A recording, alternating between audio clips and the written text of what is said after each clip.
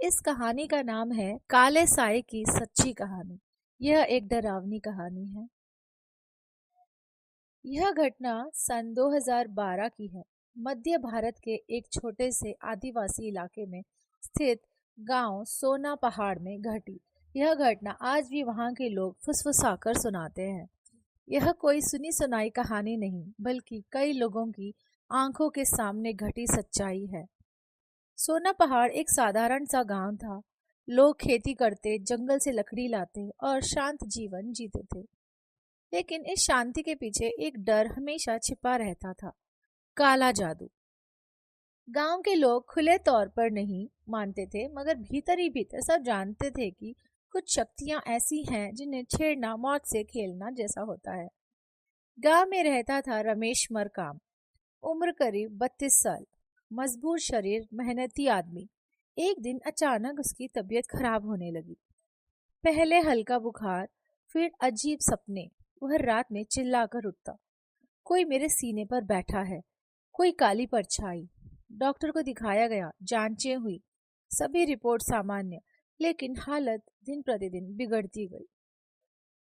रमेश खाना छोड़ने लगा। उसकी आंखों के नीचे काले घेरे बन गए।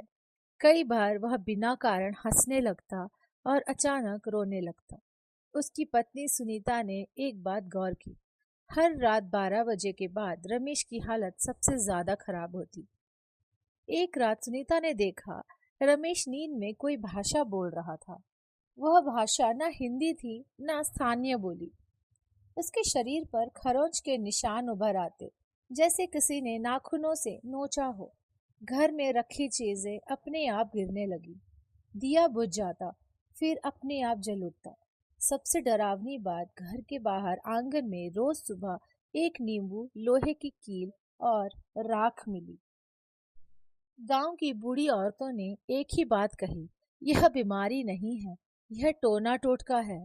गांव में ही रहता था बालसाय, एक तांत्रिक जो अपने ऊपर कभी बात नहीं आने देता था।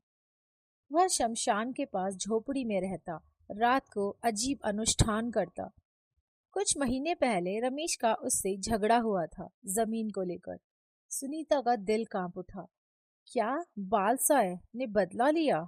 रमेश को पास के गांव के एक प्रसिद्ध ओझा भोला भगत के पास ले जाया गया। ओझा ने जैसे ही रमेश को देखा, उसका चेहरा सख्त हो गया।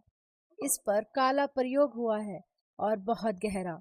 उसने बताया कि किसी ने शमशान की मिट्टी, रमेश का बाल और नींबू इस्तेमाल कर तंत्र किया है।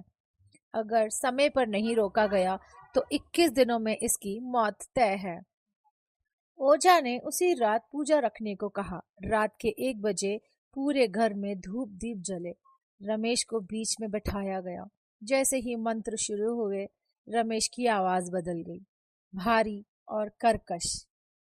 रोको इसे, यह मेरा है। हवा तेज चलने लगी, दिए लहराने लगे। अचानक रमेश जमीन पर गिर पड़ा और फुर्सत से बैठा बालसाय का नाम लेने लगा। वो मेरी आत्मा बांधना चाहता है। सब सन्न रह गए। अगले दिन गांव वाले बालसाई की झोपड़ी पर पहुंचे। वहां जमीन के नीचे से एक गड्ढा मिला। अंदर नींबू, लाल धागे, हड्डियां, बाल और एक कपड़े पर लिखा हुआ रमेश का नाम। बालसाई ने पहले मना किया, फिर टूट गया। उसने कबूल किया, मैंने सिर्फ उसे डराने के लिए किया था, मारने के लिए नहीं। लेकिन काला जादू खेल नहीं होता। ओझा ने कई दिनों तक पूजा करवाई। रमेश धीरे धीरे ठीक होने लगा, लेकिन वो पहले जैसा कभी नहीं बना। आज भी वो कहता है, रात में वही काली परछाई खिड़की के बाहर खड़ी रहती है। बालसाय गांव छोड़कर भाग गया। कुछ महीनों बाद उसकी मौत एक हादसे में हुई, लेकिन उसकी लाश के पास कोई नहीं गया। आज भी सोना पहाड़ गांव में आज भी कोई रात में शमशान की तरफ नहीं जाता, क्योंकि लोगों का मानना है काला जादू ने रमेश को छोड़ा, लेकिन गांव को नहीं। अगर आपको ये कहानी पसंद आई तो इसका भाग 2 के लिए कमेंट करिए, और आपको ये वीडियो अच्छी लगी तो लाइक करें। Thank you. और मेरे चैनल को सब्सक्राइब करें।